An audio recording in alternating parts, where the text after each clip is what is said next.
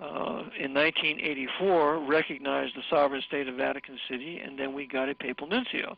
And of course the man who did that was Ronald Reagan, who had several nights of malt in his administration, was completely in the hands of the Vatican, and was really the beginning of the creation of the new right fascist party, which we are now suffering under at this moment.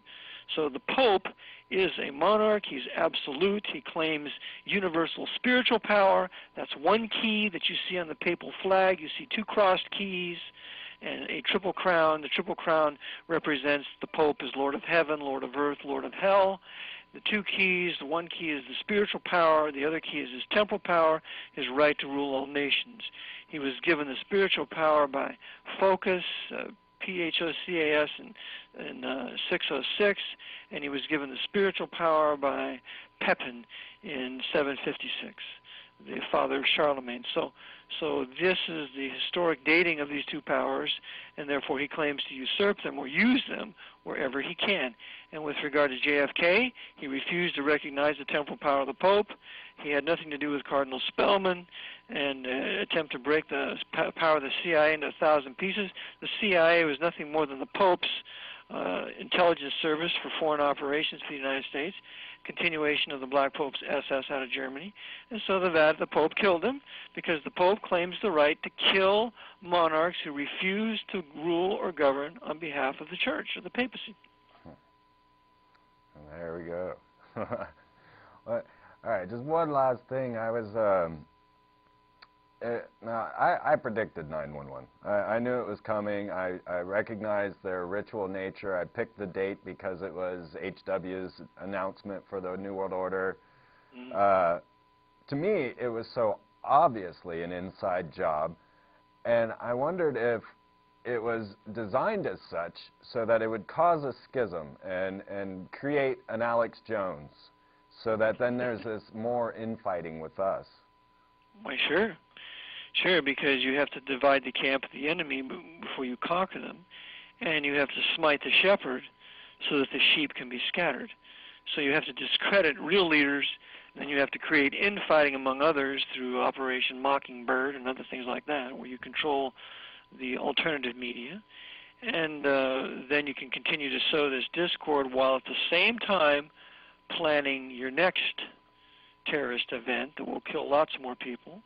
And when that happens, I believe it will be in Washington and probably Detroit, because they're moving out their heavy industry out of Detroit, and the Vatican is selling its major properties in the Detroit region. So it wouldn't surprise me if they have a detonation in Detroit there at the Ford Towers, and then or the GM Towers, and then after that, then they'll be able to declare martial law, move the capital to Denver, which the fascists have wanted to do since 1943, according to a book I called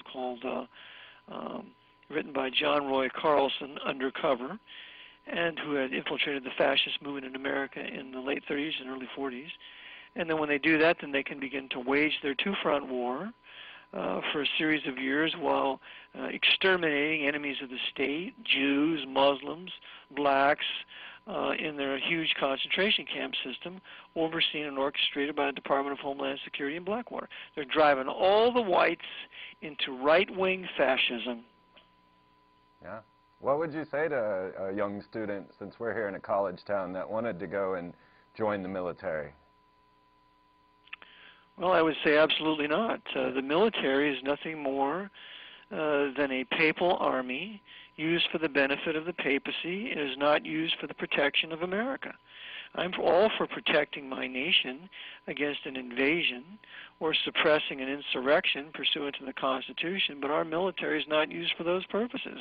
It's always used to fight on a foreign front in a foreign theater, not for my benefit at home, but for the benefit of the papacy.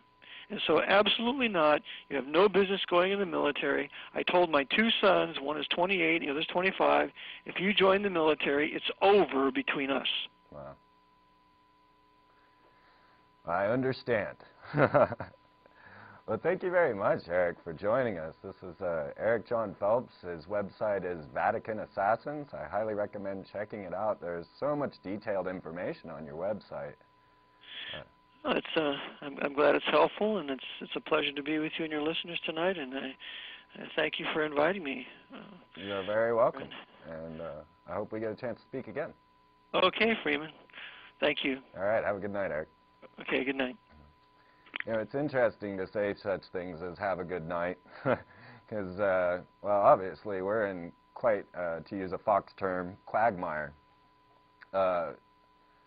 We're in a position now where we're looking at a world that's got a Hegelian dialectic, but this Hegelian dialectic is being channeled by one source, and according to Eric Phelps, that would be the Vatican and the Pope, or even more specifically, the Black Pope, Clovenbach. I call him Clovenbach, just in the context of the cloven hoof.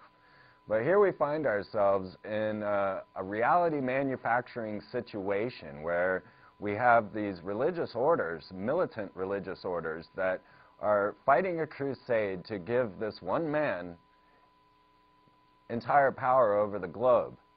And they are so crafty that we barely even notice.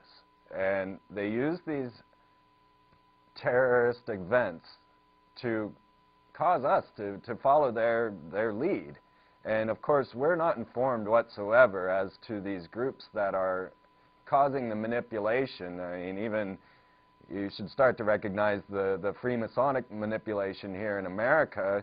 But then as we find now, we've got the Jesuits behind the Freemasons, or at least the higher level. Of course, I'm always speaking of the higher levels of this order. So we've got to be careful in our reactions to things and realize that we are being set up on both sides.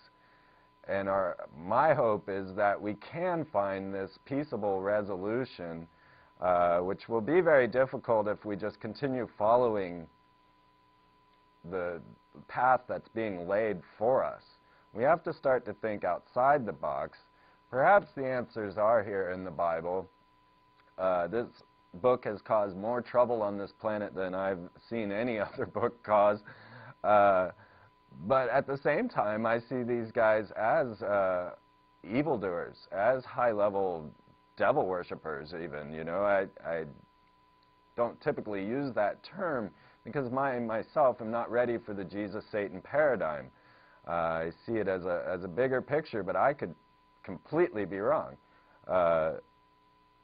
Definitely, I'm looking into things, and I want to continue to present to you other people's ideas on this situation we are in, and hopefully we can find a way to save planet Earth.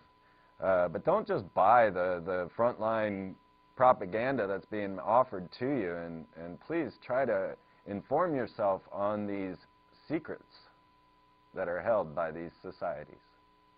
So until next month, well, have a happy Halloween, enjoy your Celtic day of death, and party hard. And I will see you next month.